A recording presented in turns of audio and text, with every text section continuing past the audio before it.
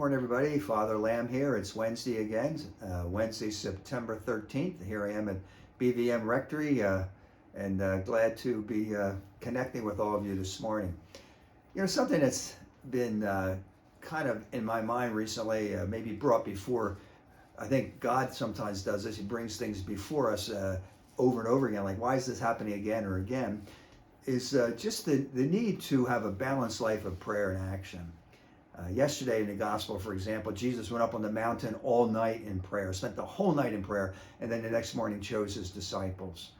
Jesus, who is the second person of the Blessed Trinity, who is God, if he needed time with the Father, how much more you and I need to be really connected to God. And that's a struggle for all of us, especially when we're busy. Perhaps the greatest example of that in the scriptures would be Jesus' encounter with Martha and Mary. You know, if you remember that, you know, Martha was busy with all the household tasks, and Mary's sitting at the feet of Jesus, and Martha kind of, you know, gets angry about that. Jesus, tell her to help me. I have all these chores to do by myself. And Jesus, of course, says, Martha, Martha, you're anxious about many things. One thing is required. Mary has chosen the better part. How do you and I sort of discern our own lives in that? Because there's a Martha and Mary in each one of us. You know, we need to have time with the Lord, but then we also find ourselves very, very busy. This really isn't so much a call to the contemplative life when you think about it. You go a little bit deeper into it. Mary wasn't so much like she's a contemplative. Mary was focused. That's what she teaches us. She was focused on Christ. Until you and I get Jesus at the center of our lives, we're going to be frantic like Martha was.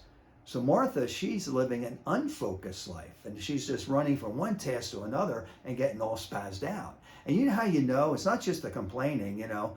It's also the fact that she was telling Jesus what to do. She told God what to do. Tell Mary to help me is too much. When you and I in our spiritual lives find ourselves telling God what to do, we know that we're not really in a good spiritual place, you know, and it's kind of funny, but the truth is that's what happens.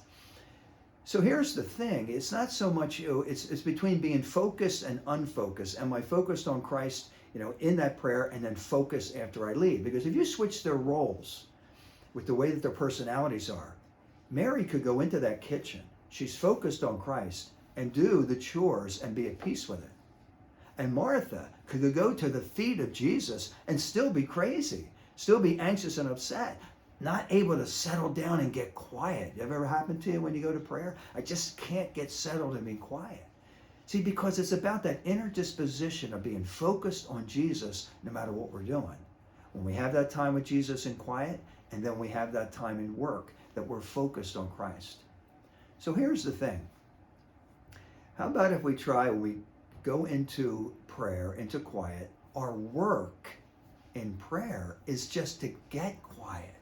Turn everything off, you know, and then you're going to have that restlessness in you. And you got to go to the deeper quiet. So sometimes you just got to sit still and go to that deeper quiet. And it's uncomfortable. You want to scream. You want to check your phone. You want to get busy about something. I'm too busy to just sit here. No, you're not.